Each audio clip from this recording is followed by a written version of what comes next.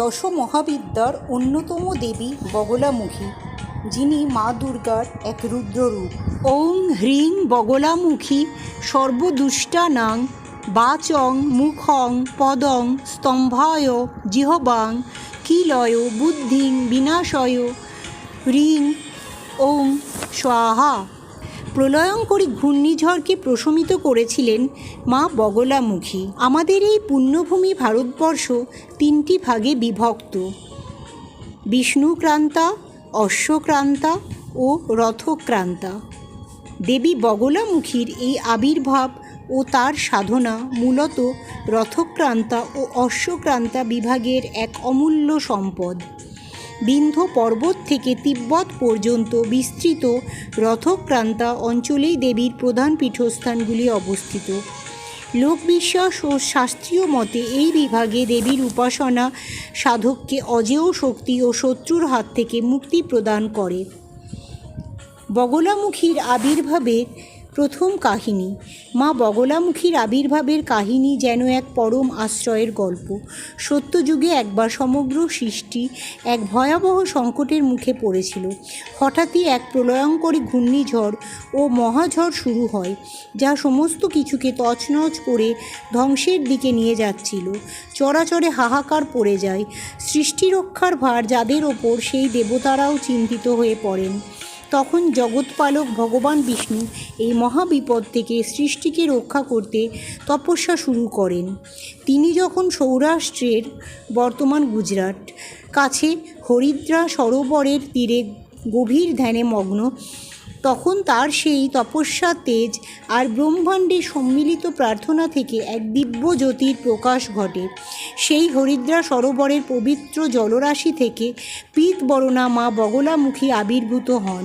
দেবী আবির্ভূত হয়েই তার সেই অসীম স্তম্ভন শক্তি দিয়ে মুহূর্তের মধ্যে সেই প্রলয়ঙ্করী ঝড়কে থামিয়ে দেন। শান্ত হয় ধরিত্রী, রক্ষা পায় সৃষ্টি। দেবী হরিদ্রা বা হলুদ সরোবর থেকে উদিত হয়েছিলেন এবং তার প্রিয় রং হলুদ, তাই তিনি ভক্ত হৃদয়ে পীতাম্বরা নামে পরিচিতা। বগলামুখীর আবির্ভাবের দ্বিতীয় কাহিনী। মহর্ষি মরীচির খরিত বীর্য থেকে জন্ম নেওয়া নাদ নামক অসুর গায়ত্রী দেবীর বড় প্রভাবে অজেয় হয়ে ওঠে। সে নিজের নাদ শক্তি অর্থাৎ বাক শক্তি দ্বারা জগৎকে পীড়িত করতে থাকে। অশুদ্ধ উচ্চারণে বেদের মন্ত্র বিকৃত করে যজ্ঞে বাধা সৃষ্টি করে। সে ব্রহ্মা ও বৃহস্পতিকে নিজের শক্তিতে বোবা করে দেয়। ফলে বেদের পাঠ ও প্রচার অসম্ভব হয়ে পড়ে। এই ভয়াবহ পরিস্থিতি দেখে দেবতারা ভগবতী গায়ত্রীকে স্মরণ করেন। তখন গায়ত্রী দেবী দেবতাদের নবরাত্রি যজ্ঞ করার উপদেশ দেন। তখন ভগবান বিষ্ণু চক্রেশ্বর ও যজ্ঞপতি হয়ে অন্যান্য দেবতাদের সঙ্গে বৈশাখ অমাবস্যা থেকে বৈশাখ অষ্টমী পর্যন্ত কামরূপ মহাক্ষেত্রে মহাযজ্ঞ আরম্ভ করেন। দেবর্ষি নারদের মাধ্যমে নাদ অসুর জানতে পারে যে দেবতারা তার বধের জন্য যজ্ঞ করছেন। তখন সে সমস্ত অসুর নিয়ে দেবতাদের ওপর আক্রমণ করে। দেবতারা ভীত হয়ে আদিশক্তি পরাম্বাকে স্মরণ করেন। তখন ব্রহ্মা তার তারাবিদ্যা ধ্যান করে ব্রহ্মাস্ত্রাদি বিষ্ণু শ্রীবিদ্যা ধ্যান করে সুদর্শন এবং সদাশিব কালীবিদ্যা ধ্যান করে পাশুপতন্ত্রাদি যজ্ঞে আহুতি দেন। তখন যজ্ঞকুণ্ডে এক ভয়ঙ্কর বিস্ফোরণ হয় এবং সেই অগ্নি থেকে এক দেবী অট্টহাস্য করতে করতে প্রকাশিত হন। তিনিই মা বগলামুখী। দেবতাদের প্রার্থনা শুনে ভগবতী বগলামুখী সঙ্গে সঙ্গে অসুর বধে উদ্যত হন। অসুর যখন নিজের জিহ্বা বের করে দেবীকে পরাস্ত করতে চাইল, তখন দেবী তার জিহ্বা শক্ত করে ফেললেন এবং সেই জিহ্বার মাধ্যমে তার সমস্ত শক্তি ও প্রাণবায়ু টেনে নিয়ে তাকে সব সদৃশ্য করে পাতালে নিক্ষেপ করলেন।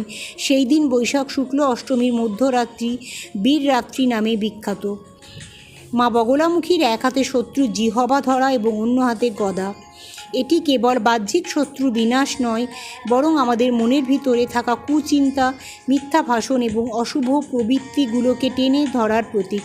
তিনি বাকশক্তির দেবী, তাই ভক্তরা বিশ্বাস করেন মায়ের কৃপা থাকলে কোনো অপবাদ বা শত্রুতা সাধকের ক্ষতি করতে পারে না। বৈশাখ মাসে শুক্লপক্ষের অষ্টমী তিথিতে বগলামুখী জয়ন্তী পালিত হয়, অর্থাৎ মা বগলামুখীর আবির্ভাব তিথি পালিত হয়।